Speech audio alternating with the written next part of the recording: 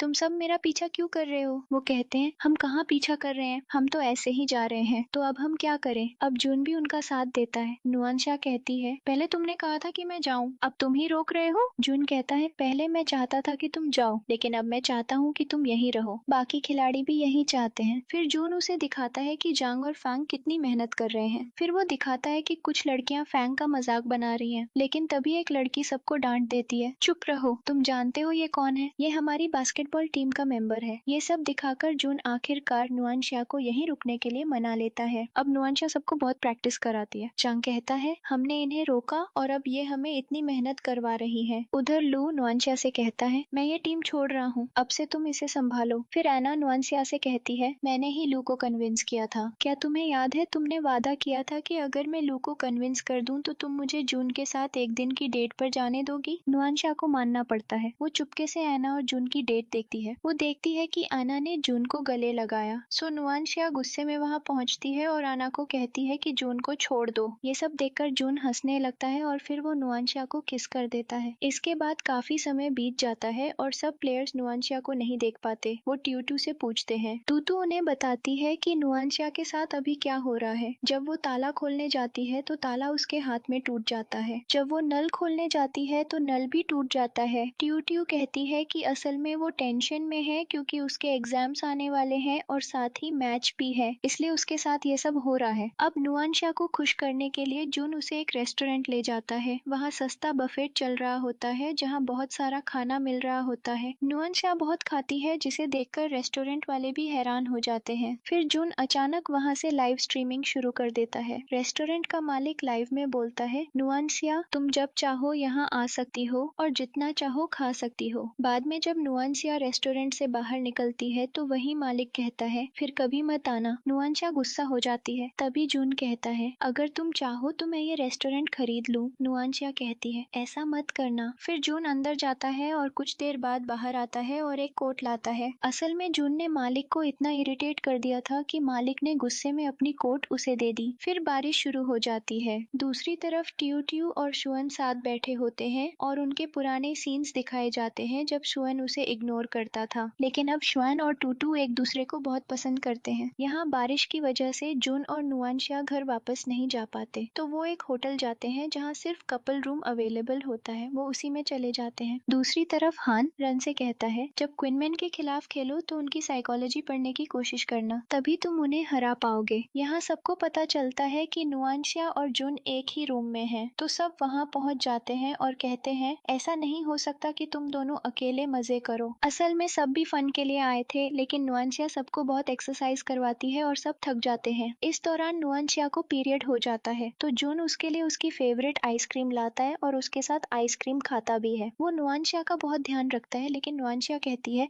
इतना करने की जरूरत नहीं है, ये सब नॉर्मल है। फिर जून टूटू से पूछता है, मैं नुआनशिया की मॉम को इम्प्रेस करने के लिए क्या करूं? टूटू कहती है, अच्छे कपड़े पहनना, थोड़ा हिंट देना कि तुम रिच हो और सिंपल रहना। इसके बाद जून की मुलाकात नुआनशिया की मॉम से होती है। नुआनशिया की मॉम टूटू से कहती है, मुझे नहीं लगता नुआनशिया जून के काबिल है। तो टूटू नुआनशिया को लेडी लाइक मैनर्स सिखाती है, उसे कम खाना देती है क्योंकि नुआनशिया बहुत खाती है, उसे अच्छे ड्रेसेस पहनाती है। फिर कहती है, अब मेरा काम पूरा, अब तुम दोनों आपस में बात करो, और वहाँ से चली जाती है। नुआनशिया और जून किस करने ही वाले होते हैं कि तभी हुआन आ जाता है और कहता है, तुम दोनों हर समय साथ रहते हो, गेम पर भी फोकस करो। इसके बाद हुआन बहुत अच्छा खेलने लगता है और उसने इम्प्रूवमेंट भी कर ली है। वो जून को भी खेलने बुलाता है, लेकिन जून उसे इग्नोर कर देता है। शाम को रैन वहाँ आता है और जुआन से कहता है, तुम चाहे जितना प्रैक्टिस कर लो, तुम जून के लेवल तक कभी नहीं पहुँच सकते, वो तुमसे बेहतर प्लेयर है। हुआन गुस्से में कहता है, तुम यहाँ से चले जाओ कि, लेकिन रैन उसे प्रोवोक करता है और कहता है,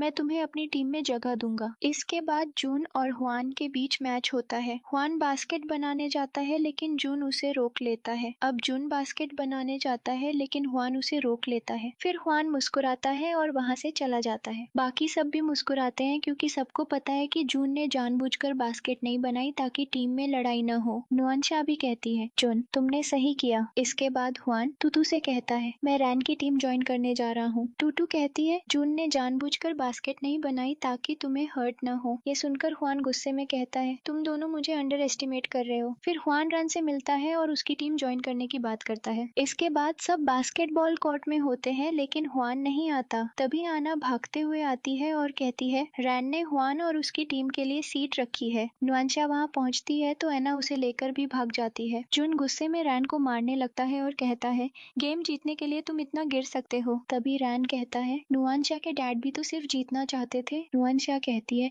ये गलत है, वो ये चाहते थे कि चाहे मैच जीतो या हारो, प्लेयर हमेशा हेल्थी और सेफ रहे। तभी नुआनशा की मॉम उसे उसके डैड की डायरीज देती है और कहती है, इसमें लिखा है कि वो प्लेयर्स से क्या चाहते थे। नुआनशा और जून वो डायरीज रैन को देते हैं। उसमें लिखा होता है, हर बार जीत जरूरी नहीं होती, अगर प्लेयर्स खुश होकर खेल रहे हैं वही सबसे बड़ी जीत है। रैन डायरी पढ़कर सब समझ जाता है। इसके बाद शेन अपनी क्लास में लेक्चर देता है और कहता है, मुझे बास्केटबॉल से बहुत प्यार है। फिर फाइनल मैच क्विनमैन और शेन के बीच होने वाला है। ये नुआनशा के लिए आखिरी चांस है जीतने का। सब मैच देखने आते हैं। क्विनमैन प्लेयर्स वन का वेट करते हैं, लेकिन वो नहीं आता। आखिर में वो आ जाता है और कहता है, चाहे मैं कहीं भी जाऊं, मैं इसी टीम का हिस्सा हूँ। नुआनशा के कॉलेज के प्रिंसिपल भी मैच देखने आते हैं। मैच शुरू होता है। क्विनमैन अच्छा खेलते हैं, लेकिन शेन उनके कॉन्फिडेंस को गिराने की कोशिश करता है, लेकिन क्विनमैन हार नहीं मानते और अच्छा खेलते हैं। खेलते खेलते हुआन अचानक चोटिल हो जाता है, तो नुआनशा को काई को सब्स्टिट्यूट करना पड़ता है, लेकिन उसके पास शुअन जैसी स्किल्स नहीं है, इसलिए वो अच्छा नहीं खेल पाता और क्विनमैन फिर से खराब खेलने लगते हैं। पहला ब्रेक आता है। लू एक आइडिया देता है। हन कहता है, तुम यहाँ के स्टूडेंट नहीं हो। प्रिंसिपल कहता है, अगर मैं परमिशन दूं तो ये खेल सकता है। फिर लू खेलने लगता है और अच्छा खेलता है। इसके बाद नुआंशिया की टीम फिर अच्छे पोजीशन पर आ जाती है। दूसरा ब्रेक आता है। हन कहता है,